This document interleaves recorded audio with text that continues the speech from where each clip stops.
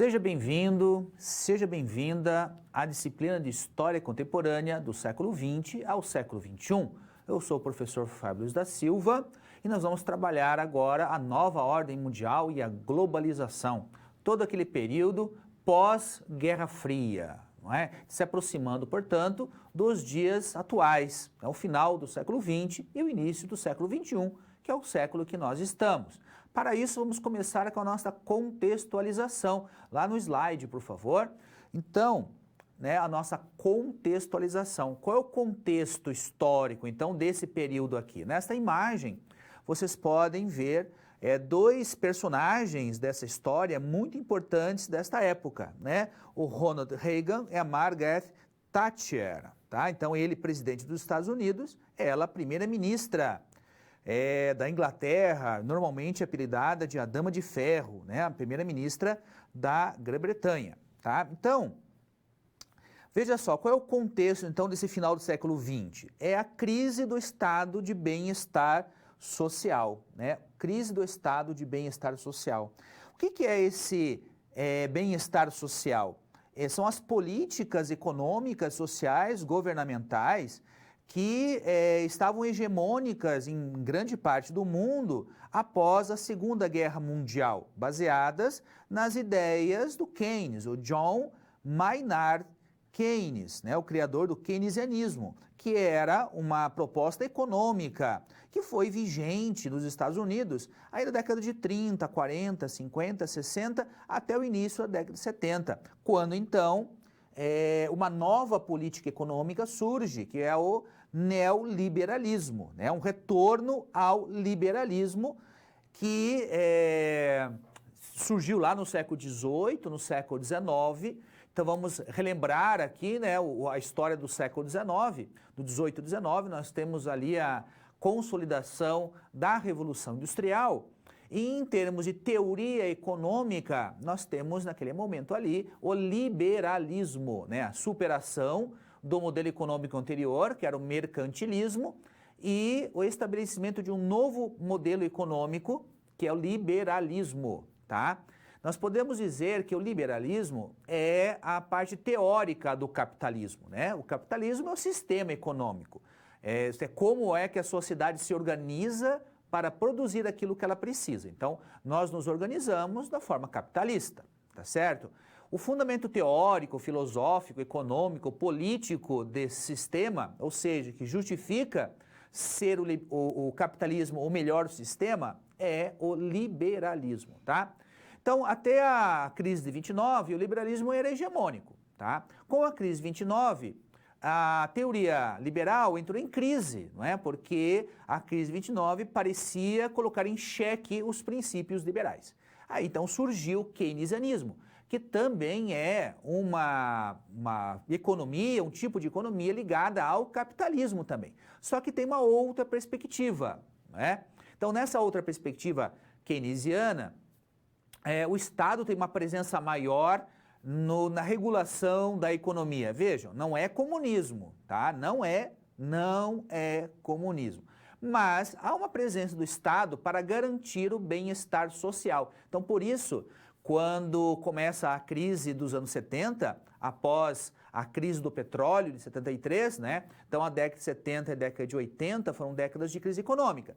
Então, a teoria do Keynes é que entrou em xeque, né? Que foi questionada. Se colocou a culpa pela crise justamente nos pressupostos do keynesianismo. Então, o liberalismo ressurge como opção, só que agora nós chamamos de neoliberalismo, tá? E nesse caso, os governos do Ronald Reagan nos Estados Unidos e da Margaret Thatcher na Inglaterra são simbólicos, né? Simbolizam bem esta época. Ambos procuraram, nos seus governos e seus respectivos países, a tradução de uma política econômica liberal, ou melhor dizendo, neoliberal. Então esse é o nosso contexto que nós temos que trabalhar, tá? Então nós podemos seguir adiante no nosso slide. Próximo slide aqui, nosso primeiro conceito, tá, que nós vamos trabalhar na nossa aula, que é do neoliberalismo à queda do Muro de Berlim. Do neoliberalismo à queda do Muro de Berlim. Os anos 70 e 80 foram de crise econômica e política, não só nos países capitalistas, mas também nos países comunistas, nos países do bloco comunista. Então, vamos recordar aquilo que nós já sabemos a respeito da Guerra Fria. A Guerra Fria foi aquele momento histórico no qual os Estados Unidos, representante do capitalismo, e a União Soviética, representante do comunismo, disputavam o poder, disputavam a hegemonia no globo terrestre. Então havia países que eram aliados dos Estados Unidos e havia países que eram aliados da União Soviética. Pois bem, com a crise dos anos 70 e 80, também os países que estavam ligados à União Soviética também passaram por crises econômicas, inclusive a própria União Soviética, tá certo? Então vamos lá no quadro. Então veja só, nosso primeiro slide aqui fala justamente sobre o neoliberalismo e a crise do bem-estar social, do qual nós já falamos um pouquinho, né? E vamos falar também, logo assim em seguida, na crise do socialismo com o Gorbachev e o fim do Muro de Berlim, tá certo? Bom, nós já vimos que a partir da crise é colocada em questão, é colocada em xeque, se duvida da possibilidade das ideias keynesianas superarem a crise econômica, né? Os neoliberais vão dizer que a crise aconteceu porque os gastos do governo tornaram-se muito altos, né? Então isso exigiu a emissão de dinheiro, a criação da inflação, exigiu um déficit, uma falta de dinheiro do governo, aumentando os juros. Então a solução seria o inverso. Então o que um neoliberal faz? O neoliberal vai retirar o governo dos controles da economia, né? Então se existem, por exemplo, empresas estatais, o neoliberal irá vender essas empresas estatais, porque ele acredita que quanto menos o Estado intervir na economia, melhor será para essa economia. A economia, para o neoliberal, para o liberal e agora para o neoliberal, a economia ela funciona sozinha, né? A economia capitalista não precisa de controles. O Estado tem que ser mínimo, a teoria do Estado mínimo, ou seja, o governo tem que se intrometer o menos possível na sociedade, o menos possível na economia, tá certo? Então, se há regulamentações, por exemplo, em relação aos contratos, vamos supor contratos de trabalho, o neoliberal, ele é contra, né? Ele seria contrário à existência de um salário mínimo, por exemplo, tá? Por quê? Porque um salário mínimo, o que é? É uma interferência do Estado na liberdade, por isso que chama neoliberalismo, né? Defende a liberdade de contrato. Um salário mínimo é uma interferência do Estado na liberdade dos empresários pagarem quanto eles quiserem. Porque o liberal parte da ideia, o neoliberal também, evidentemente, tá? Parte da ideia de que tanto o operário é livre, quanto o empregador é livre. Então, eu, patrão, posso oferecer R$100 por mês. Se aquela pessoa é livre para aceitar, ela pode aceitar. Por que eu não posso pagar só 100? Não é? Ela não é obrigada a trabalhar por 100, ela não é a minha escrava, ela é uma assalariada livre. Se eu ofereci R$100 por mês e ela aceitou trabalhar por R$100 por mês, por que o Estado deve obrigar-me a pagar 900 ou R$1.000 para essa pessoa? Então, para o neoliberal, para o liberalismo, quanto menos o Estado intervir na economia, melhor. Ora, esse tipo de atitude neoliberal vai desmontar muitas coisas que o Estado do bem-estar social mantinha até aquele momento lá. Porque para a política do bem-estar social, que é aquilo que havia antes, então da década de 70 e 80, o Estado tem o dever de manter uma certa, um mínimo de bem-estar, por isso que chama bem-estar social, um mínimo de bem-estar, não é? Então políticas, por exemplo, de seguro-desemprego, seguro-desemprego, seguro que o Estado paga durante um tempo para aquela pessoa que ficou desempregada, para que ela não entre em desespero, para que ela possa ter um tempo de procurar uma nova colocação no mercado de trabalho. Esse tipo de atitude, por exemplo, é vista como do bem-estar social, né? E é condenada pelos liberais, tá certo? Então, a partir desse momento, várias políticas vão ser transformadas. Vamos lá no quadro novamente? Inclusive no mundo socialista, tá certo? Em 1985, o Mikhail Mikhail Gorbachev, tá? Ele chegou ao poder, né? Vou dar um parêntese aqui sobre como é que se escreve Gorbachev. Vocês vão encontrar essa palavra Gorbachev aqui escrita de várias formas, tá? Mas esta forma aqui é a forma como está grafada o nome dele no site da vida dele. Então, nós estamos aqui grafando como ele acha que deve ser, tá? Gorbachev, tá? Então, ele vai assumir o governo na União Soviética e vai propor uma série de mudanças na União Soviética, tá? Duas mudanças receberam nomes especiais, a famosa perestroika e glasnost. Glasnost. Todas as pessoas, como o professor Fábio aqui, que viveram durante a década de 80, cansaram de ouvir essas expressões no jornal, né? Ler, ouvir. Então nós estávamos habituados a ver o rosto lá do Gorbachev todos os dias na televisão, sempre tinha alguma novidade, sempre tinha uma coisa diferente, né? O que era então a glasnost e a perestroika? A glasnost era a transparência, glasnost, a transparência, ou seja, o governo soviético deveria ser mais transparente do que era antes, né? No tempo lá do Stalin, do Khrushchev, né, e outros governantes soviéticos, tudo era muito secreto, tudo era muito guardado, não se difundia nada, não se divulgava nada, tudo era muito fechado. O que o Gorbachev estava querendo dizer é que agora essas coisas seriam mais transparentes, né? O Estado seria mais transparente, o governo comunista seria mais transparente, tá? E com a perestroika, ele queria dizer mudanças na parte econômica. Ele ia liberar, ele ia abrir um pouco o capital, né? Abrir a economia para o capital estrangeiro, por exemplo, permitindo que pessoas tivessem propriedade privada, tá?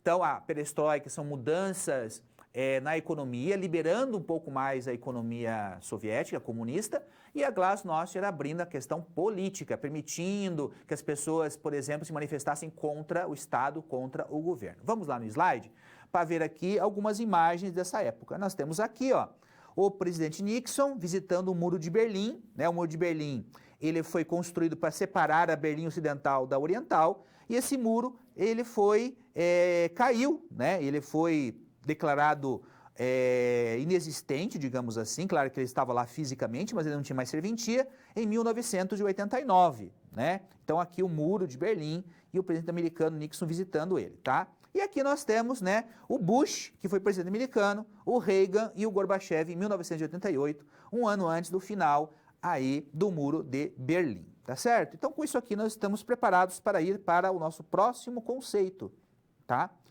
O próximo conceito que nós vamos trabalhar na aula aqui de História Contemporânea é a Guerra Fria, né? O pós-Guerra Fria, melhor dizendo, aquilo que aconteceu aqui após, então, o final da Guerra Fria, tá? Então, nós temos aqui o final da União Soviética, 1991, tá? Então, em 1989, cai o Muro de Berlim, tá? Então, o Muro de Berlim foi construído na década de 60, separava a cidade de Berlim em duas partes, a parte oriental, comunista, e a parte ocidental, capitalista. Então, Berlim Ocidental era um pedacinho capitalista que ficava dentro da Alemanha comunista, que vamos recordar que ao final da Segunda Guerra Mundial, a Alemanha acabou dividida em duas Alemanhas, né? A Alemanha Ocidental e a Alemanha Oriental, tá? Como nós sempre comentamos, né? As Olimpíadas tinham uma Alemanha Oriental e Ocidental. Na Copa do Mundo tinha Alemanha Oriental e Alemanha Ocidental. Nós, pessoas assim da idade do professor Fábio aqui, era hábito, né? A gente decorava as capitais dos países, que decorava a capital da Alemanha Oriental e da Ocidental, né? Havia duas Alemanhas, assim como duas Coreias, né? Aí havia dois Vietnãs, tá certo? Um capitalista, um comunista. Então o Muro de Berlim simbolizava muito bem essa divisão, porque ele era físico mesmo, era um muro de tijolo, pedra lá, arame farpado, guarda, para impedir então que os alemães orientais fugissem para a Alemanha Ocidental atravessando a rua, né? Então foi construído um muro lá impedindo isso. Em 1989, esse muro simplesmente deixou de ter serventia, né? Esse foi um evento que foi transmitido pela televisão. Nós assistimos pela televisão a queda do Muro de Berlim. Estava lá o repórter brasileiro em cima do muro, as pessoas tomaram o muro, as cancelas foram abertas, o pessoal da Alemanha Oriental atravessou para o Ocidente, foi a maior festa do mundo. E a partir daí, então, nós temos um processo de reunificação da Alemanha. Reunificação da Alemanha, tá? Bom, isso era um sinal de que o poder da União Soviética estava diminuindo, né? Então vai começar a acontecer, vão começar a ocorrer diversos problemas, diversas manifestações anticomunistas ou antissoviéticas em vários lugares. Aí vai ter a questão da Polônia, né, com o sindicato dos operários, lá, o Solidariedade, né, que você poderá aí estudar mais profundamente nos materiais, tá certo? E na União Soviética, as coisas vão se precipitar ao ponto de que no dia 25 de dezembro, dia de Natal, 25 de dezembro de 1991, o Gorbachev, ele renuncia, a União Soviética simplesmente deixa de existir, ela acaba. Então a Guerra Fria, ela acaba, ainda bem, né, com a desintegração da União Soviética sem guerra, né, sem a guerra nuclear, que era o grande problema, tá certo? Então o final da Guerra Fria se dá justamente aí, entre o fim do Muro de Berlim e o fim da própria União Soviética. Aí o Boris Yeltsin passa a governar lá a Rússia, né? E aí se cria a Comunidade dos Estados Independentes e uma série de outras situações a partir daí. Então, o mundo muda novamente, né? Se o mundo havia mudado fundamentalmente lá na época da Segunda Guerra Mundial, agora muda novamente, é um novo mundo. Por isso que nós chamamos de nova ordem mundial. Não é mais aquela ordem bipolar, não é mais a ordem da Guerra Fria, né? Então, é um novo tipo de mundo em que um dos lados deixou de existir, novos jogadores passam a existir, porque não existe vácuo de poder, né? Não existe, se um jogador sai do jogo, outro entra no lugar, ou outros entram no lugar, evidentemente. Tá? Vamos naquele slide, por gentileza? Então, por isso que nós chamamos aqui, ó, de nova ordem mundial, porque a hegemonia dos Estados Unidos parecia muito clara naquele momento, né? Será que agora o mundo vai ser assim para sempre? Né? Será que agora os americanos vão dominar o mundo inteiro? Porque a União Soviética deixou de existir, né? E os países comunistas se libertaram lá da União Soviética, Ucrânia, Polônia, Tchecoslováquia, não é? Uma série de situações novas foram sendo criadas. Será que agora a hegemonia é americana? Para muitos era assim mesmo, né? Agora o mundo ia ser americano, né? A cultura americana, a economia americana, o exército americano, e significava inclusive o fim da história para alguns estudiosos, né? Será que aconteceu isso? Né? Nós vamos ver aí que claro que não é? Como eu falei, novos jogadores que aparecem aí para jogar o jogo da política internacional. Vamos lá no slide, por gentileza? Então, o que acontece? Nós vamos intensificar aquilo que a gente chama de globalização, né? Aquilo que a gente chama de globalização. Globalização, claro, vem de globo, né? Da forma do nosso planeta ser um globo, e, portanto, globalização seria uma maior fluidez, né? Uma menor rigidez das fronteiras. Então, os meios de comunicação, os meios de transporte, tornaram o mundo uma coisa só, né? A aldeia global, né? Então é muito simples a gente ver isso, né? Se você for viajar para um outro país, vamos imaginar que você faça uma viagem para o Canadá, tá? América do Norte. Você vai ao supermercado lá no Canadá, né? Vai lá no mercado, você vai encontrar basicamente as mesmas marcas que você encontra no mercado aqui no Brasil, tá? Pasta de dente a mesma, o mesmo refrigerante, tá? Os mesmos produtos alimentícios, fora, é claro, uma ou outra marca local lá da cidade, daquela cidade onde você está.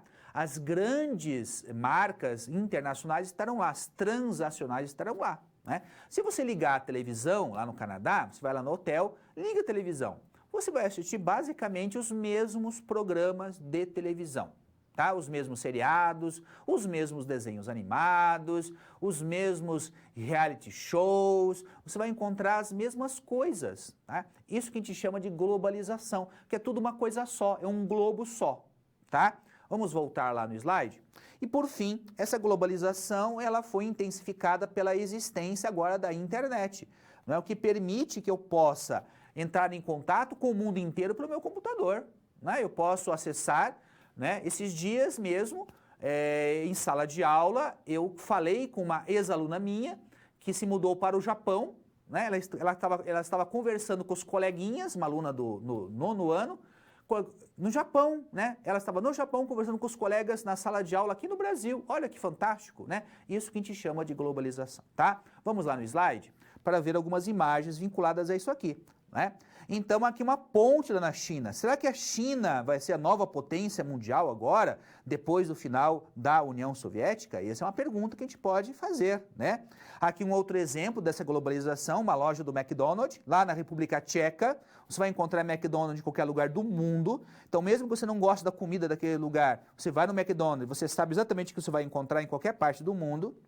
E aqui o computador, né, um dos primeiros computadores que representa justamente isso que eu estou falando aqui da internet, né, da possibilidade da integração mundial pela internet. Terminando aqui, nós podemos passar para o nosso próximo conteúdo, nosso próximo conceito, né, da nossa aula de contemporânea, que nós vamos falar agora dos conflitos, né, a guerra ao terror e o século XXI. Então, o final do século XX também foi um século de muitos conflitos armados.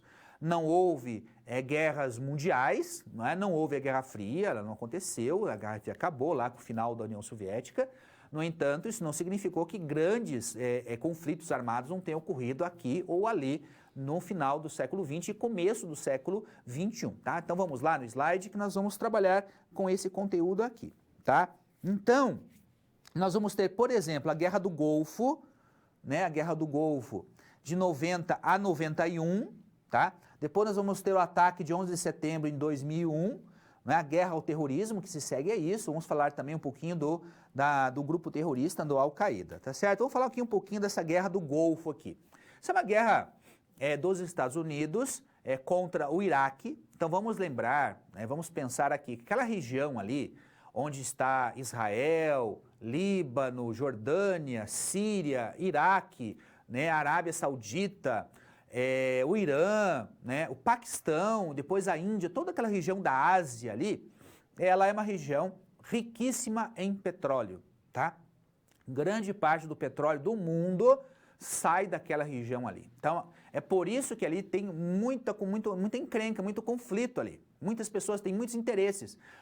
Os americanos têm interesse lá, os russos têm interesse lá, os chineses têm interesse lá, os ingleses, franceses, todo mundo tem interesse naquela região porque tem petróleo, né? E o petróleo é fundamental para a nossa economia.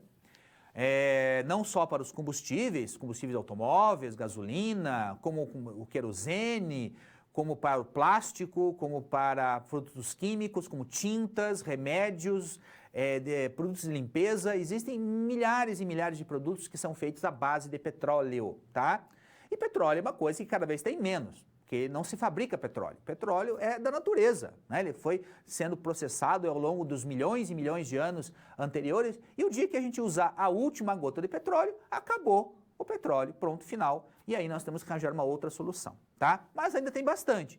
E atrás dessas reservas de petróleo existem muitos interesses. Então, o que acontece? O Iraque tinha um governante chamado Saddam Hussein, que até aquele momento era apoiado pelos americanos, né? Quando houve a guerra entre o Irã e o Iraque, os americanos oficialmente apoiaram o Iraque, tá? Se bem que não oficialmente havia uma venda de armas ali para o Irã, mas oficialmente os americanos apoiavam o Iraque, tá? Muito bem. O Iraque, então, era o governo de Saddam Hussein, e de repente Saddam Hussein virou inimigo dos americanos. Os americanos vão invadir o Iraque, né? Na tentativa, né, de romper ali a invasão do Iraque do Kuwait, né? O Kuwait vai ser invadido e assim por diante, uma série de conflitos ali que fazem parte desse processo de luta pelo poder econômico e político naquela região ali, tá? Muito bem.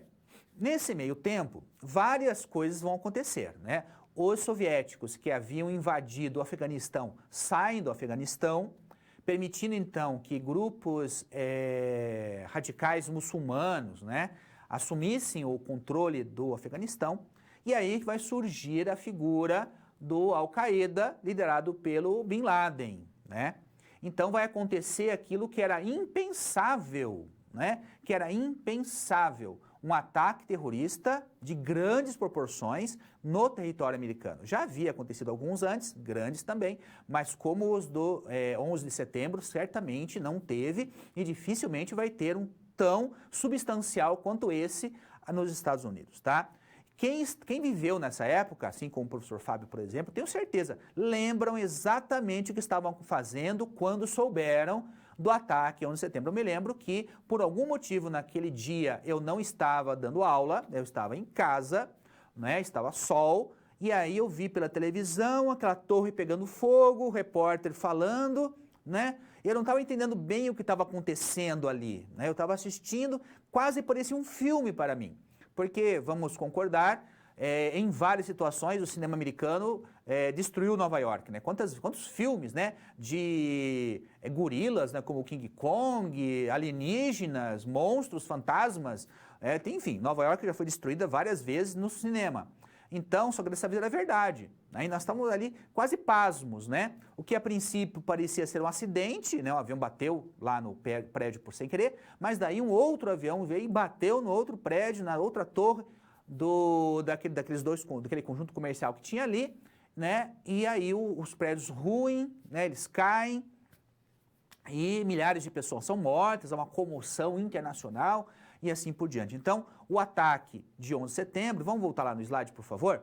Né? Então, o ataque no 11 de setembro, claro, vai levar ao questionamento do governo americano. Como é que o governo americano permitiu, então, que as torres gêmeas, né, as torres gêmeas lá, elas fossem atingidas, né, no próprio território americano? Como é que o serviço secreto, a CIA, a FBI, todo aquele monte de agência secreta americana, como é que eles não perceberam isso, como é que eles permitiram, né, que fosse atingido esses dois prédios, tá? Mais o prédio do Pentágono, né, o Pentágono é a sede da defesa americana, lá, que é um prédio em forma de pentágono, por isso que chama Pentágono, né, atingido também, e um outro avião que teria sido, caiu, né, ou caiu ou foi abatido, ainda há dúvidas a esse respeito aí nas redes sociais, não é?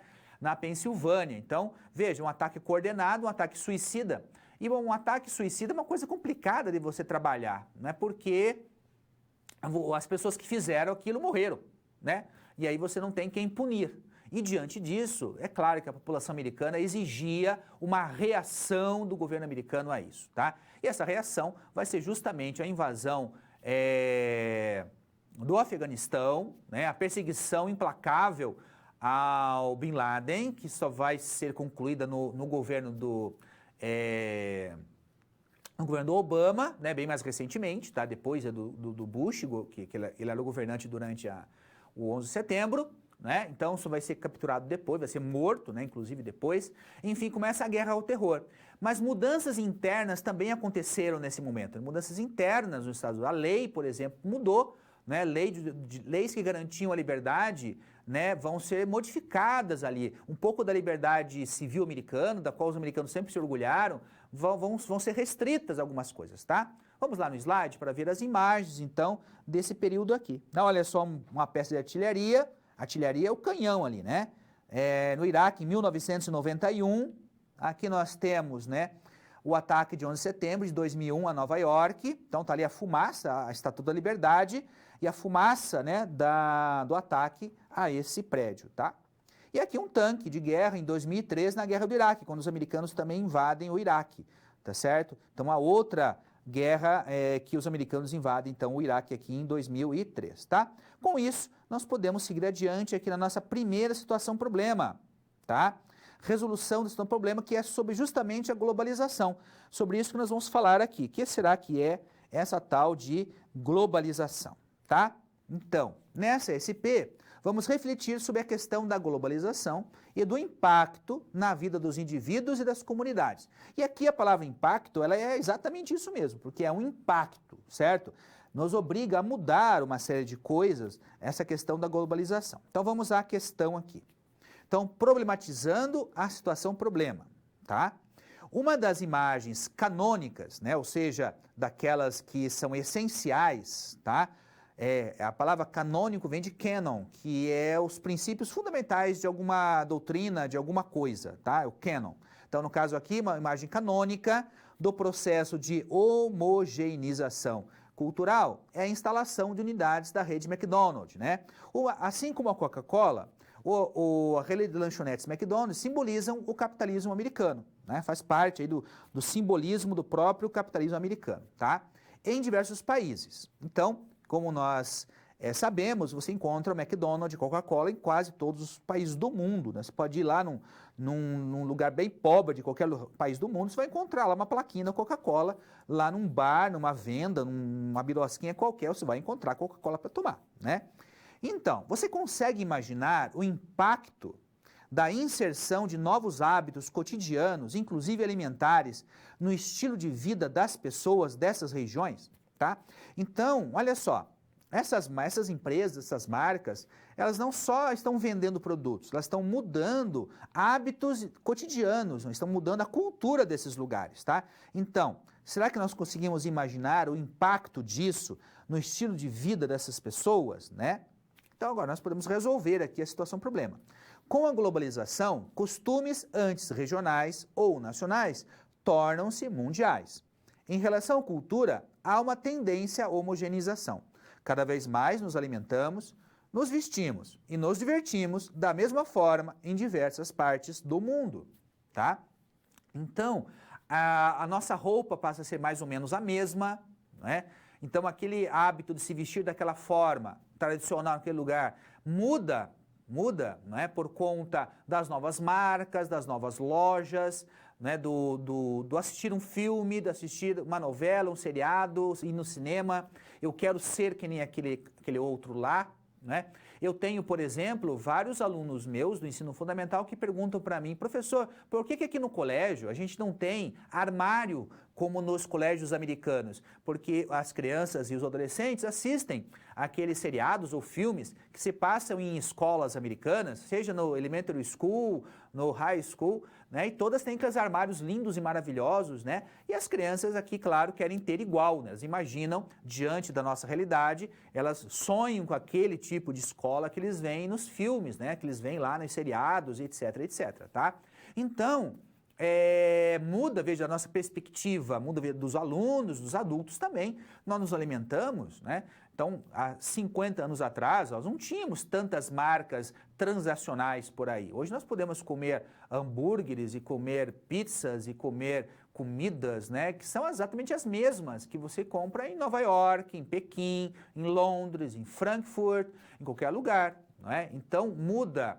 A música, nós passamos a ouvir os mesmos cantores, os mesmos ritmos, os filmes são os mesmos, né? Você pode ir para a China hoje e assistir o mesmo filme que você assistiria aqui no Brasil, tá? Então os costumes, né, o cotidiano das pessoas vai mudar, esse é o impacto que você faz, né?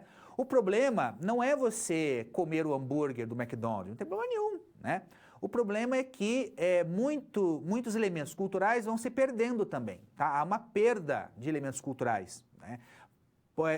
Em troca disso, nós temos uma maior homogeneidade, né? Ou seja, tudo igual. Homogêneo, né? É tudo igual, né? Homo é igual, gênio de gênese, né? Que é tudo a mesma coisa, né? Tudo a mesma coisa. Então, situações locais, regionais, riquezas culturais, línguas inclusive desaparecem, né? Palavras desaparecem, né? Nós vamos nos tornando cada vez mais homogêneos. Nesse processo, evidentemente, a internet tem um papel muito poderoso, né? Porque nós podemos acessar em qualquer língua, né? Mas preferimos, evidentemente, muitas expressões do inglês, a própria expressão e-mail, né? E-mail é uma palavra do inglês, né? Em português seria correio eletrônico, mas ninguém vai falar correio eletrônico. Eu mandei para você um correio eletrônico.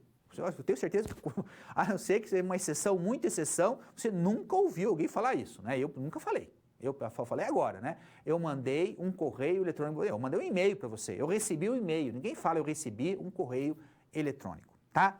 Então, nossa situação problema está resolvida. nós podemos ir adiante no próximo slide, que é justamente a nossa fase de interação, tá? Vamos ver aqui sobre o que é a nossa interação. Olha só, ainda sobre a globalização, tá? Então, vamos ler aqui. Nesse momento, vamos refletir um pouco sobre alguns efeitos do processo de globalização. Na medida em que a acumulação de capital se concentra nos países ricos, que têm mais tecnologia e com isso seus bens têm maior valor, e a produção, muitas vezes, é deslocada para os países pobres, que nem sempre têm condições de trabalho compatíveis com a dignidade humana, será que podemos falar que a globalização tem o mesmo sentido para todos os países? Tá? Então, eu vou dar aí um minutinho para vocês pensarem, nós já retornamos para comentar essa atividade de interação.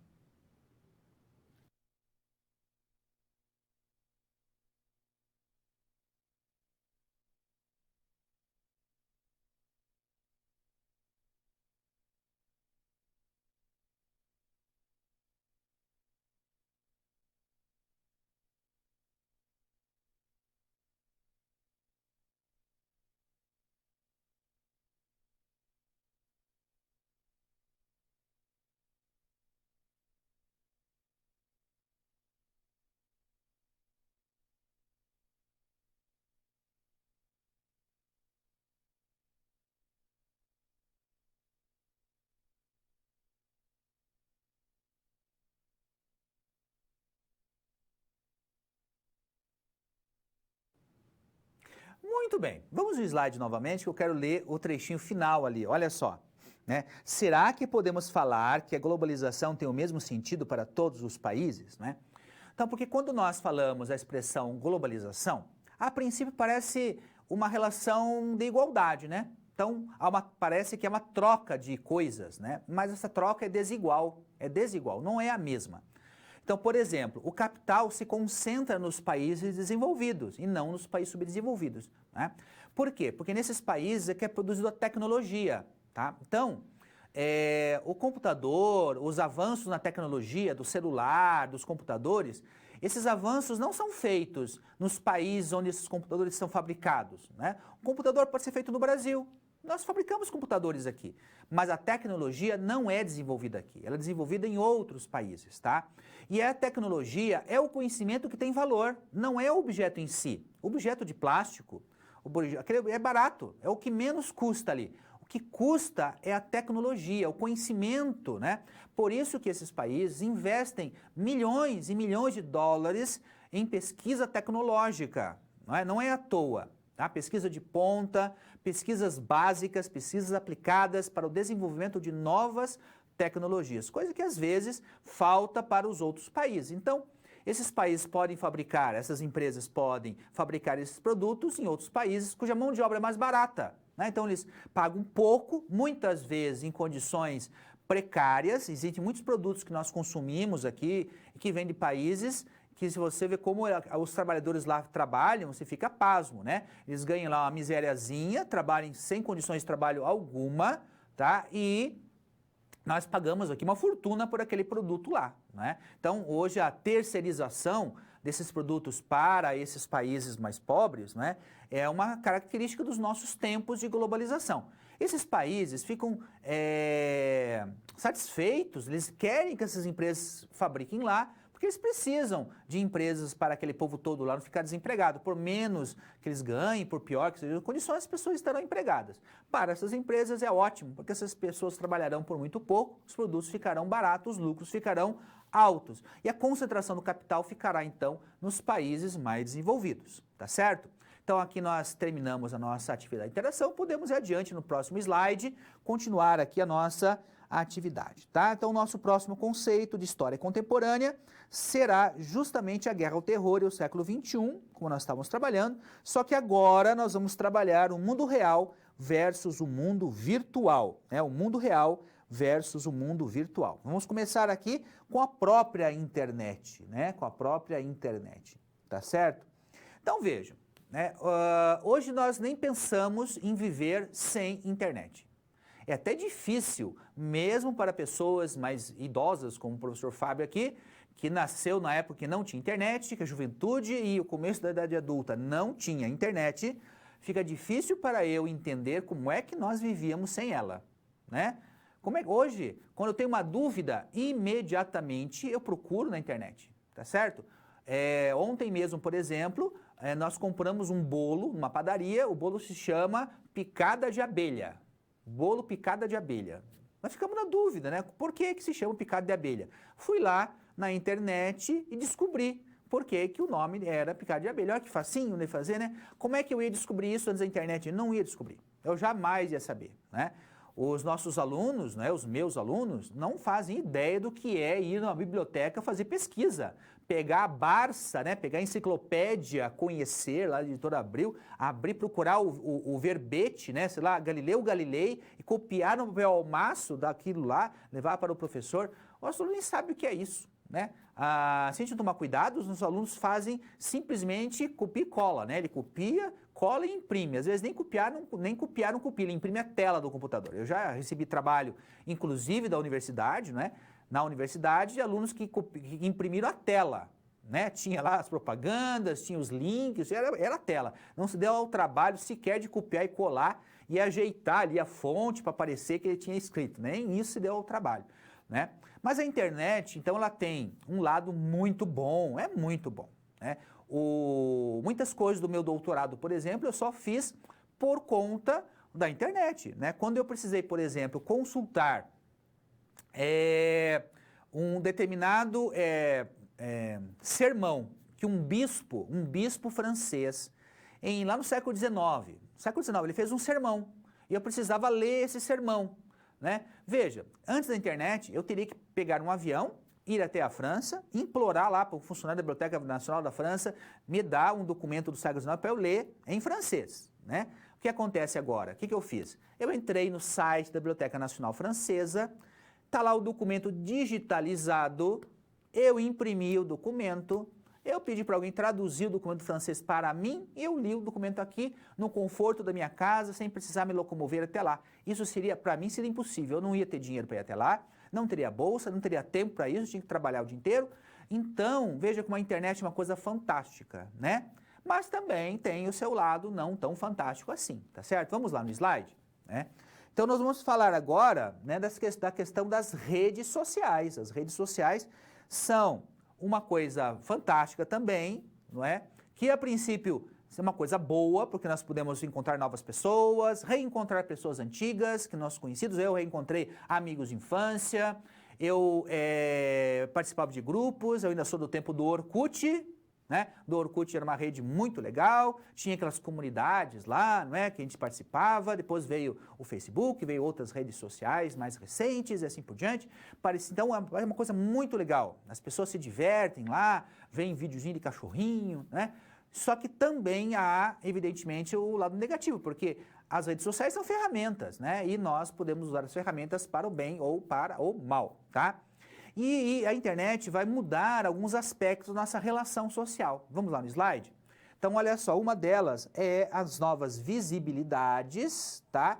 E é a nova relação entre o público e o privado. Relação entre o público e o privado. O que é isso, professor? Olha, lembra, eu tenho certeza que vocês todos têm em casa, guardadinho lá numa gaveta, numa caixa de sapato, no guarda-roupa, aqueles álbuns de fotografia que a gente tirava antigamente, né? Tirava fotografia, pegava o filme, levava numa loja que revelava aquele filme, então uma semana depois você ia lá e pegava aquelas fotos, né? Aí que você ia ver a foto, se estava boa ou não, colocava naqueles albinhos, colocava na caixinha lá e guardava. Você só tirava aquele álbum de fotos dali quando um parente, uma visita muito íntima, chegava na sua casa, você queria mostrar, olha só, aqui o álbum de fotografia do aniversário de fulano de tal. Aí você mostrava, nossa, que bacana, como foi bacana, eu não pude vir no aniversário, que bom ver as fotos, né? Era comum as fotos queimarem, era comum a gente fotografar tremido, não era comum a gente aparecer de olho fechado e assim por diante, né? Então, veja só, aquelas fotos, só as pessoas muito íntimas viam. Eu não mostrava aquela foto para as outras pessoas. Eu não ficava na rua, né? Olha aqui minha foto, lá na frente da minha casa, olha a minha foto. Eu não fazia isso, né? Estava guardadinho lá. Então era uma coisa privada, só para meus amigos muito íntimos, a minha família que eu mostrava. Hoje não, né? Hoje a gente põe as fotos da nossa vida na internet, na rede social, né? Qualquer pessoa sabe o que nós comemos, o que nós vestimos, onde nós fomos viajar, nós nos comparamos, né? Então a gente vê, parece que as outras pessoas são sempre mais felizes do que a gente, né? Você vê no período de férias, por exemplo, eu vejo lá meus alunos, né? Tem aluno meu na praia, tem a professora que foi não sei para onde, tem outro lá na Disney, não sei o quê. Todo mundo parece mais feliz, né? O único que não é feliz parece que é a gente, né? Aí a gente pega e tira foto das coisas mais bonitas para colocar lá, né, e fica curtindo, né, e fica contando quantas curtidas a gente tem, não sei o quê. Então a nossa vida se tornou visível, né? Por isso que é novas visibilidades. Nós estamos visíveis, tá? E isso, né, inclusive em outras situações. Por exemplo, quantas câmeras de vigilância nós temos hoje? Tá? Você está na rua, câmera de vigilância, você vai nas empresas, nas escolas, né? Eu já trabalhei em escola que tinha câmera de vigilância dentro da sala de aula, né? Então, entrar na sala de aula tem uma câmera filmando a gente ali, né? Então, hoje o seu celular é rastreável, ele sabe exatamente onde você está, né?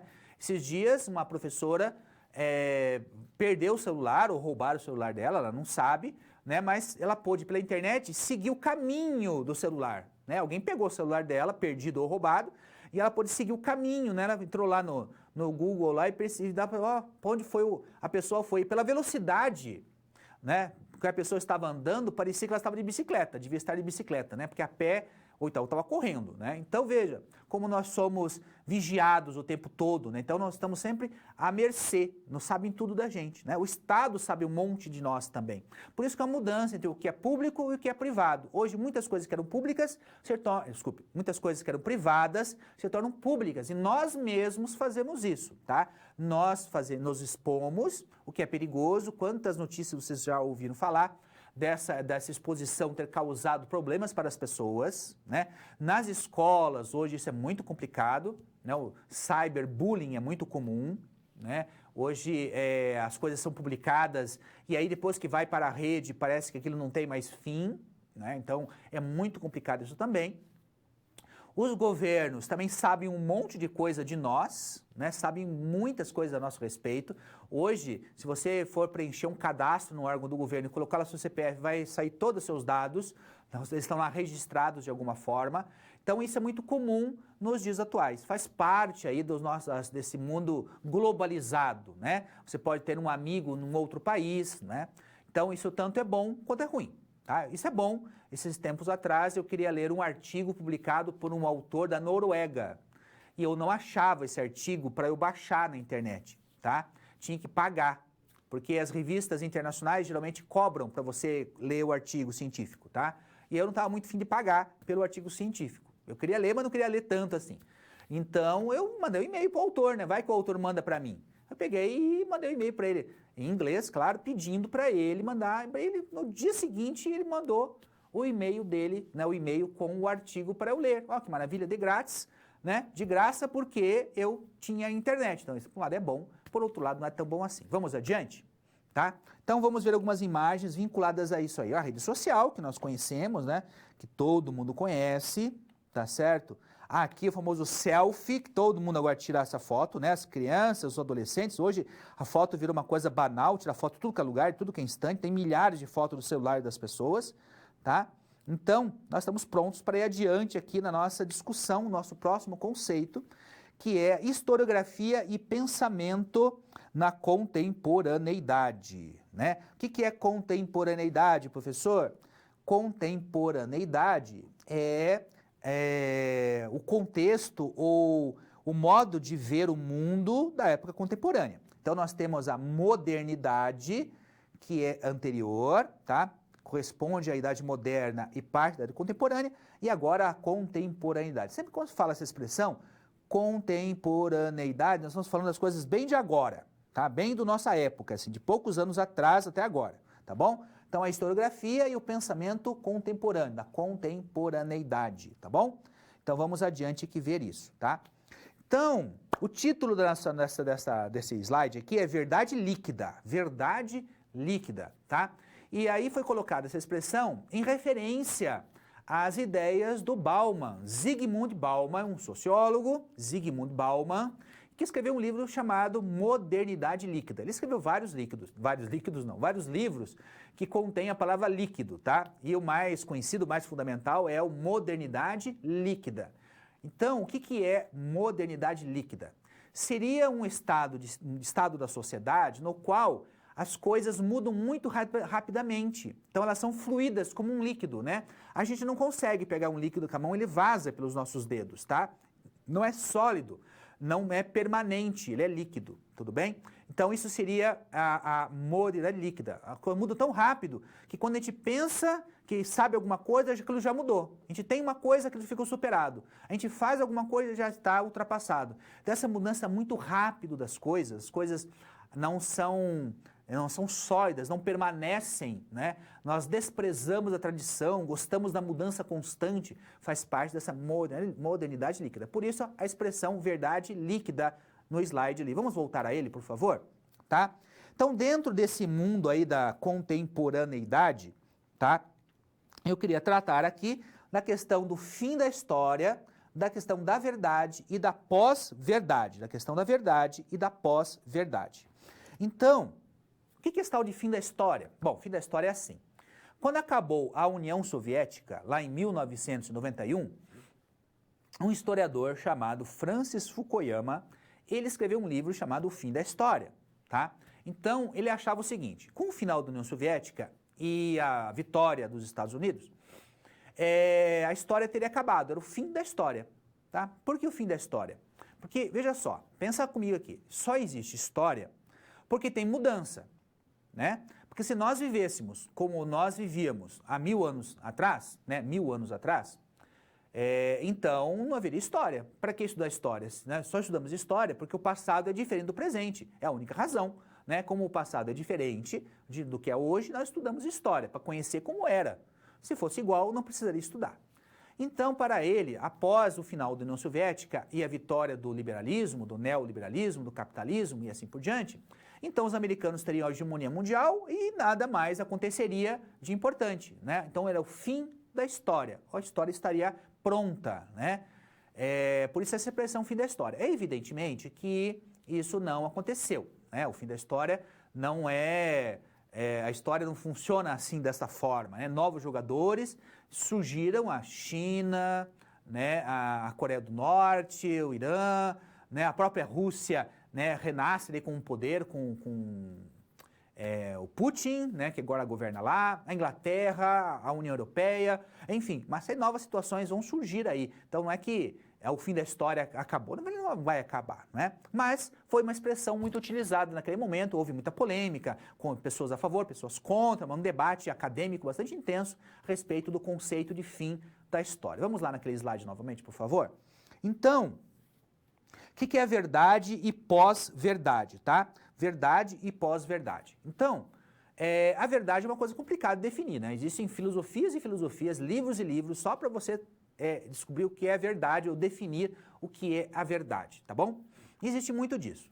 Tanto é assim que muitos acham que nós vivemos num período da pós-verdade, ou seja, que a verdade não importa, né? Ou que cada um tem a sua verdade, né? Essa é uma característica dos tempos atuais, né? Parece assim que o fato não importa, né?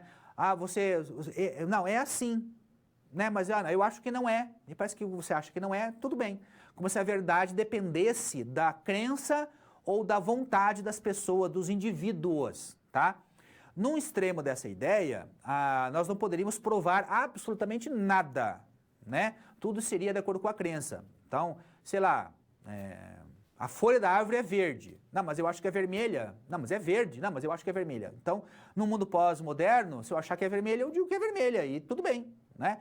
Então, esse é um conceito muito complicado e para muitos estudiosos, muito perigoso, né? Porque permite uma série de problemas, né? Uma série de problemas. A ideia, por exemplo, né, um crescente de que as vacinas, não se deve vacinar as pessoas, né? São ideias que vêm nessa vertente da pós-verdade, né? Então, eu renego todas as provas que existem a respeito da eficácia das vacinas, por exemplo, porque eu não acredito. né? Eu não acredito, pronto, né? Como se a crença fosse mais importante do que a própria verdade. Então esse mundo pós-verdade é uma característica do nosso momento histórico e bastante complexo, e bastante complicado em certos sentidos, bastante perigoso também. Tá? Então vamos lá no slide ali. Então para ver, olha só algumas imagens aqui. Está aqui o livro do Fukuyama, né? O Fim da História e o Último Homem, de 1992, tá? Então, vocês encontram a tradução em português, caso vocês queiram ler aí, não tem problema, tá bom? Então, na lógica da chamada pós-verdade, as crenças pessoais ganham um estatuto mais importante que os objetivos.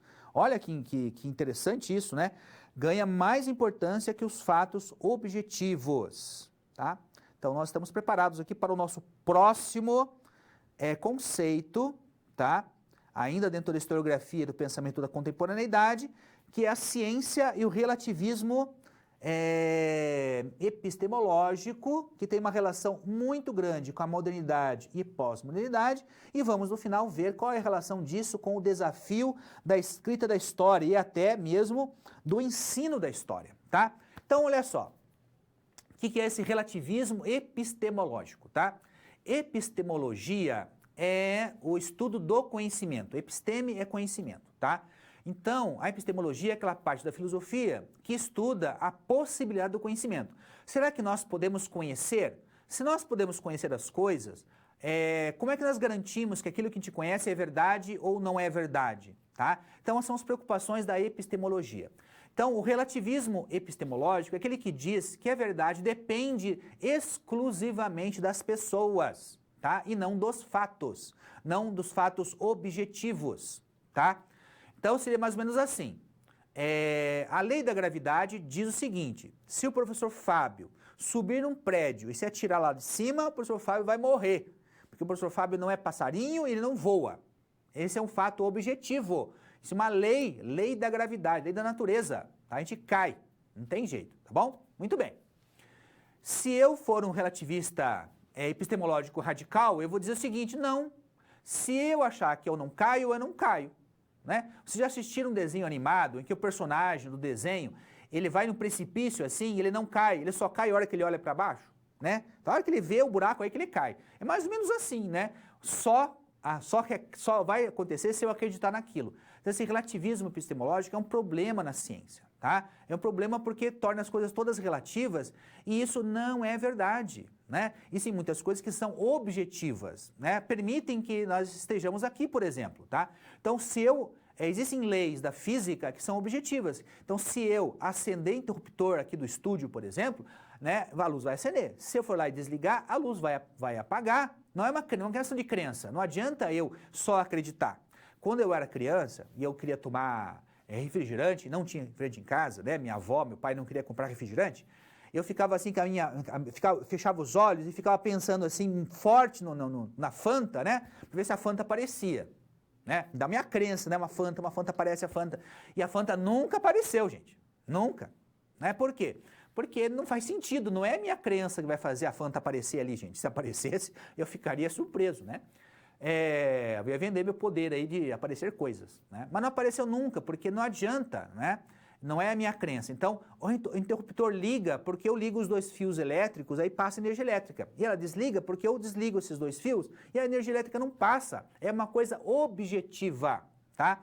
Mas no relativismo epistemológico parece que tudo depende da crença das pessoas. E não é assim, tá? Nós utilizamos um monte de coisas baseado nisso, né? Quando você vai acender seu fogão lá, para fazer a comida, você liga lá o fogão, faz a faísca lá no fogão, então acende um fósforo, caso o seu fogão seja de fósforo, e você espera que pegue fogo. Se não pegar fogo, ou é o fósforo que está errado, ou não tem gás, você não vai achar que é uma questão de crença, não é? Então veja, esse relativismo é muito complicado, né, de nós levarmos em conta, tá bom? Vamos lá no slide. Bom, para muitas pessoas, esse mundo que nós estamos agora, que é marcado muito pelo relativismo epistemológico, nós podemos chamar esse período de pós-modernidade. Por que pós-modernidade? Porque já seria depois da modernidade. Então, a modernidade seria aquele período da história marcada pela filosofia iluminista, né?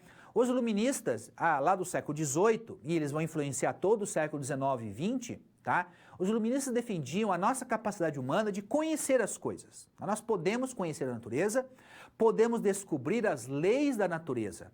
O cientista iluminista, o filósofo iluminista, o pensador iluminista, ele via o mundo como uma máquina, ele via o mundo como um instrumento, um sistema que segue certas leis invariáveis e que nós, seres humanos, teríamos a capacidade de conhecer esses mecanismos, tá?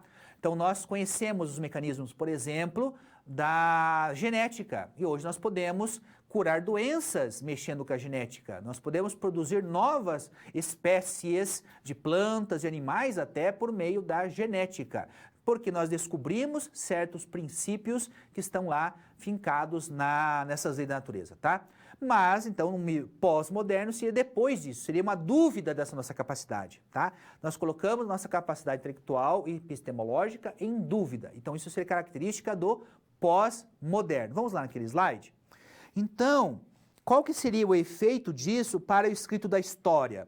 Então, isso é uma coisa complicada, né? Porque a história já é uma disciplina com bastante questões relativas ao conhecimento, né? Como é que nós conhecemos o passado, né? Se hoje nós questionamos conhecimentos das áreas duras, como a física, como a química, imagina só a questão da história, que depende em grande parte da interpretação de fontes antigas, né? Então, que garante, né? Como é que nós vamos garantir aquilo? Por outro lado, né, o que nós estamos deixando para o futuro? Imagina só os historiadores do futuro. Como é que eles vão estudar o nosso presente, esse presente fluido que muda o tempo todo, né? Quais são as fontes que eles vão utilizar? Como é que nós vamos escrever uma história no futuro a partir daí? Tá? Então são questões que são levantadas, né, a partir da pós-modernidade, aqueles que acham isso, tá? Nem todos acreditam que nós estamos vivendo a pós-modernidade, alguns acham, outros não.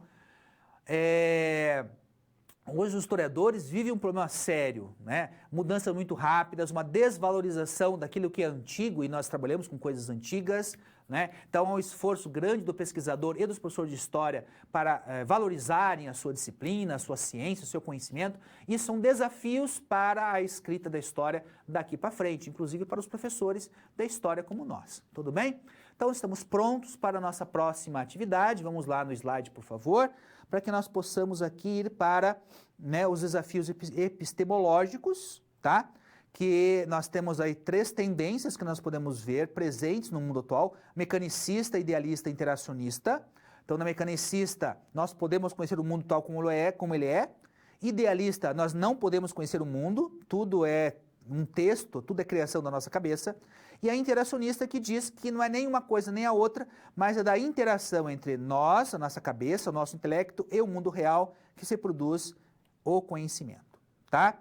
Então, historiadores do mundo virtual. Historiadores, para compreender o mundo em que vivemos, devem mobilizar instrumentos como a internet e as redes sociais para tornar a discussão histórica mais ampla e difundida, sem que, com isso, se sacrifique o rigor das pesquisas e a seriedade das investigações, tá? Muito bem. Então, nossa situação problema aqui, né, trata do quê? Nossa situação problema, tá?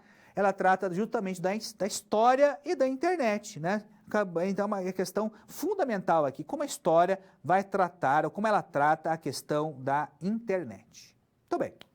Então, apresentando a situação problema. Nessa situação problema, nessa SP, vamos refletir sobre o acesso às informações disponíveis na internet e o impacto para os historiadores e os professores, tá?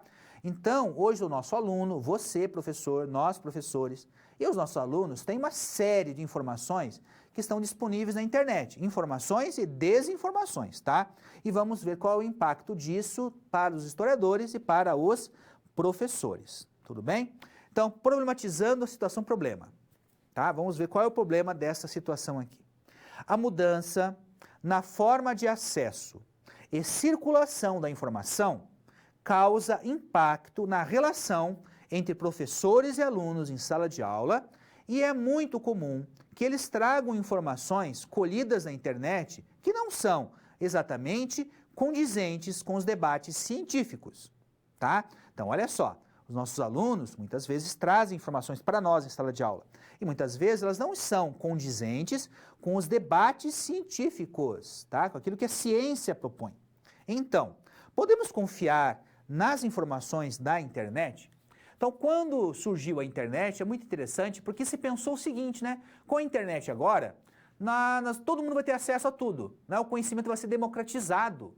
Uma pessoa lá do interior, uma pessoa pobre, né, tendo acesso à internet, ela pode conhecer o mundo todo. Olha que maravilha, né? O conhecimento agora havia se democratizar. Todos teriam acesso ao conhecimento. Eu não precisava ter um livro, né? Não precisava ir para a universidade, eu não precisava ir para a escola, inclusive. Eu podia ter tudo na internet. Né? Nesse mundo ideal, magnífico, né? Tudo seria bacana. Seria o ápice, inclusive, do próprio iluminismo. Mas não foi exatamente isso que aconteceu, né? Vamos lá no slide, por favor? Então, olha só, né? O que aconteceu foi que nem sempre nós passamos a ter informações condizentes com o debate científico. Então, na internet, não tem apenas informações corretas, mas tem erros involuntários ou de má fé.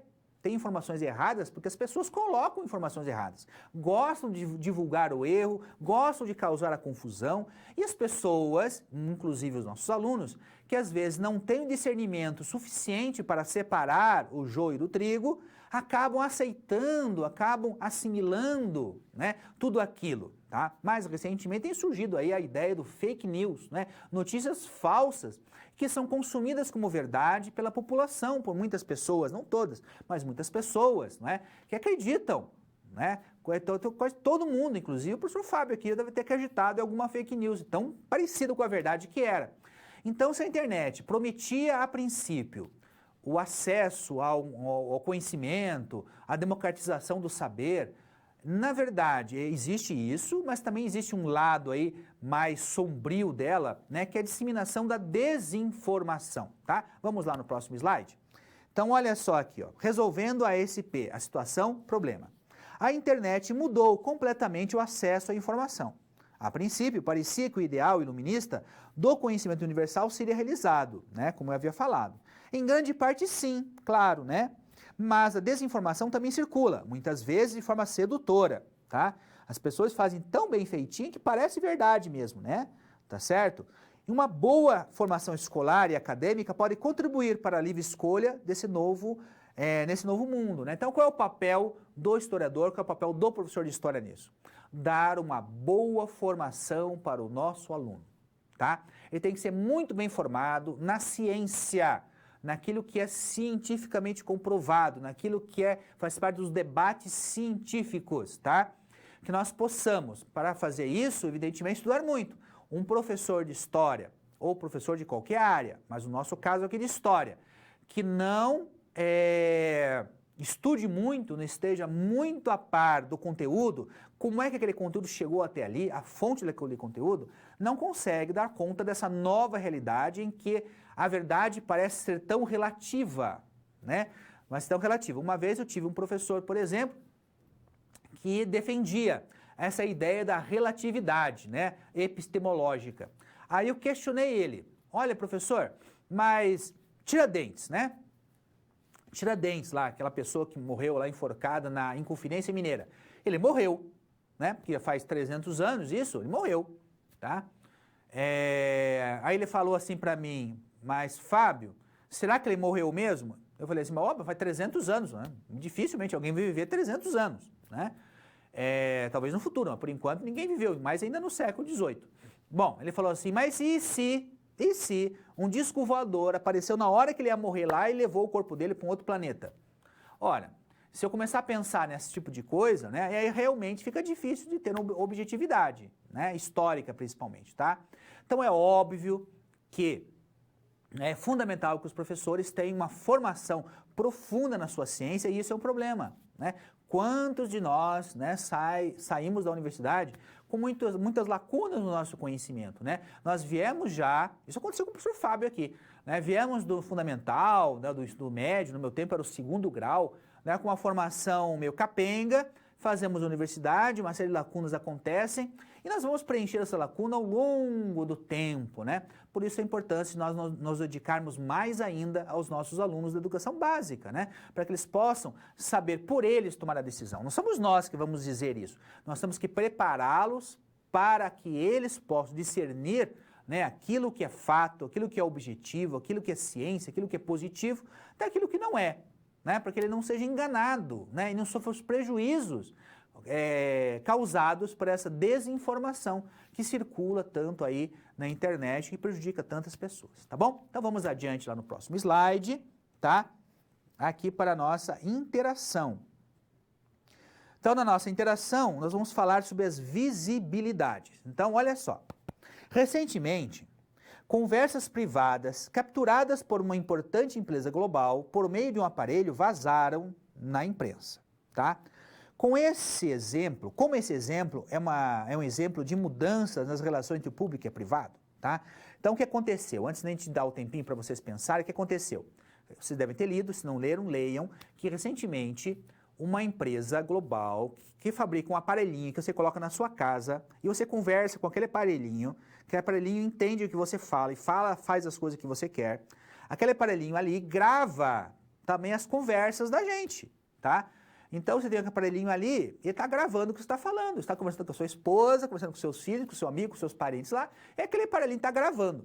E aconteceu da conversa das pessoas, das conversas privadas das pessoas, vazarem. Um funcionário dessa empresa vazou as conversas íntimas das pessoas, tá? E como em algumas dessas conversas havia a menção a endereços e telefones, o jornalista, ou a jornalista, agora não me recordo mais se era uma jornalista ou um jornalista, foi atrás dessas pessoas e descobriu que sim, né? Que isso era verdade, né? Então veja só o perigo que é isso, tá? Então vamos voltar no slide. Então a pergunta é assim, como esse é um exemplo das mudanças nas relações entre o público e privado? Então eu vou dar um minutinho para você pensar, daqui a pouquinho eu volto.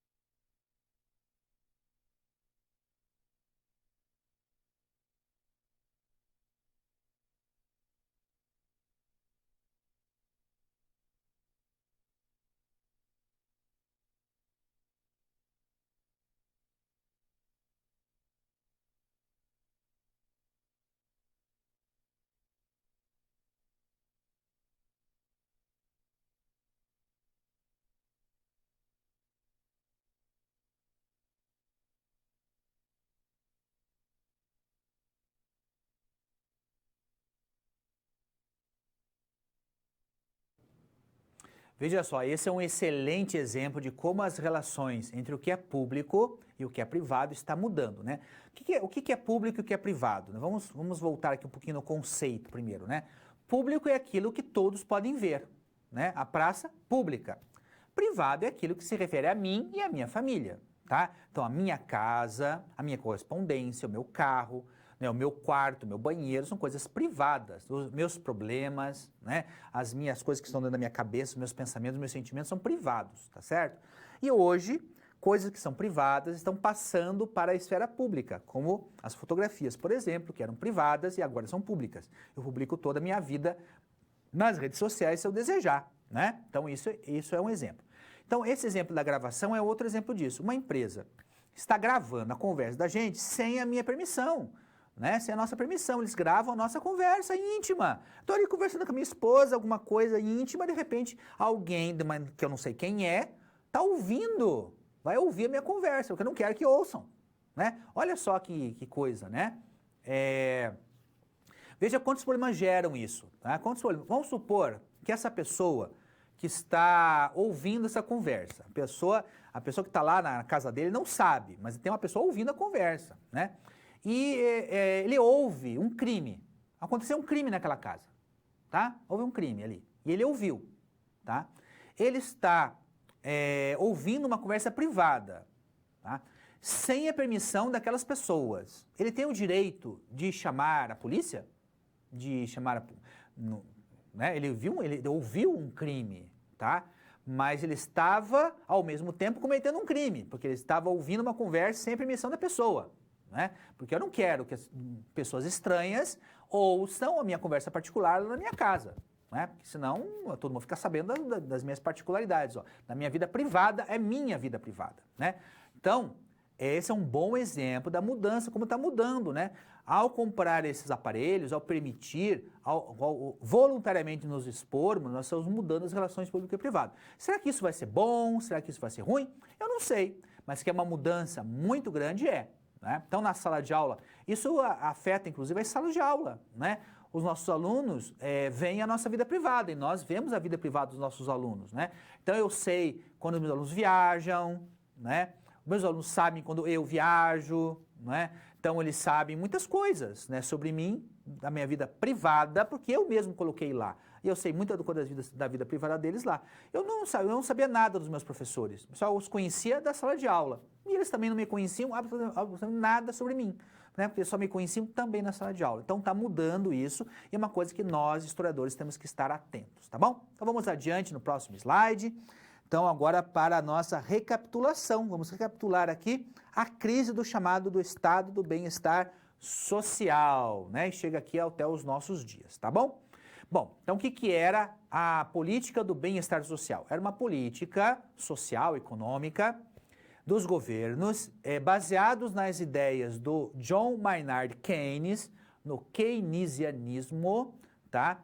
Que defendia a ideia de que os governos deveriam manter um mínimo de bem-estar para a sua população. Era dever do Estado garantir um mínimo de bem-estar. Então, por exemplo, o seguro-desemprego, né, uma renda mínima, saúde pública mínimo para as pessoas, a segurança, a escola pública, a saúde pública, o transporte público, enfim, um mínimo de bem-estar para que as pessoas tivessem um mínimo de condições, tá? Então, nesse lugar, o Estado teria uma influência na economia e na sociedade maior. Não era o comunismo, não confundam isso, por favor, tá? Não era o comunismo, era uma influência ainda no campo do capitalismo, mas havia uma ideia de que o governo deveria fazer isso, tá? Com a crise do petróleo, a partir de 1973, essa ideia do bem-estar social entrará em questão, ou seja, vão ser questionadas essas políticas. Quem é que vai questionar essas políticas? Os neoliberais, tá? Que é uma outra vertente econômica, social, filosófica, que vai defender o inverso, vai defender a retirada do Estado das influências na sociedade. Então, um Estado neoliberal, ele vai privatizar, tá? Vai ser privatista. Então, inclusive a saúde, a escola, em muitos lugares, como nos Estados Unidos, por exemplo, existem escolas públicas que são administradas pela iniciativa privada. Tá? Uma empresa privada administra uma escola pública, não é mais o Estado que administra. Ele paga para essa empresa então administra a escola pública. Isso é típico do neoliberal, né? Por quê? Porque o Estado se retira da administração, é pública ainda, todas as pessoas podem ir para lá, né? Não é cobrado daquelas pessoas, mas o Estado não administra. Quem administra é uma empresa privada que ganhou direito, numa concorrência pública provavelmente, para administrar aquela escola. Então, é o fim do estado do bem-estar social, tá? Isso coincide com o fim da União Soviética, com o fim da Guerra Fria. Então, em 1989, o Muro de Berlim cai. Quando a gente fala que o Muro de Berlim caiu, não significa que ele caiu fisicamente, tá? Mas que ele deixou de ter importância. As portas, os portões foram abertos, e aí é um processo de reunificação da Alemanha, que havia sido dividida lá no final da Segunda Guerra Mundial. A Alemanha volta a ser uma Alemanha só, deixa de existir a Alemanha Oriental e Ocidental. E pouco tempo depois, em 1991, no governo do Mikhail Gorbachev, no governo dele, a União Soviética deixa de existir, né? Então, lá no dia 25 de dezembro, ele leu um discurso de renúncia, porque a União Soviética já não existe mais, ela se desfaz, simplesmente se desfaz, né? Então, a União Soviética era formada de vários países que formavam a União das Repúblicas Socialistas Soviéticas, eram vários países.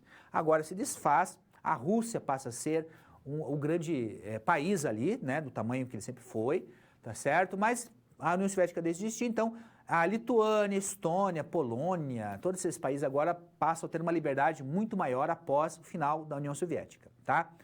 Com isso, né, um novo mundo surge, um mundo agora também vinculado às redes sociais, à internet, o surgimento da internet e a popularização do computador, do celular, muda, né, completamente a forma das pessoas se comunicarem, né, inclusive no transporte também. Então, hoje nós nos transportamos, nós viajamos com muito mais facilidade, nos comunicamos com muito mais facilidade, o que nos chama de globalização, que não é um fenômeno igualitário, é um fenômeno que, apesar de ser no mundo inteiro, ele mantém, ou às vezes reforça as desigualdades entre os países, tá? Então, por isso é um conceito que deve ser questionado, debatido, refletido, né? Junto com isso, nós temos mudanças na relação entre o que é público e o que é privado, com novas formas de visibilidade. Então, é um mundo totalmente novo, né? Que é bastante complexo. Então, que nós, historiadores, devemos estar sempre atentos às possibilidades de avanço na história a partir daí, tá bom? Então, espero que vocês tenham apreciado e até uma outra oportunidade.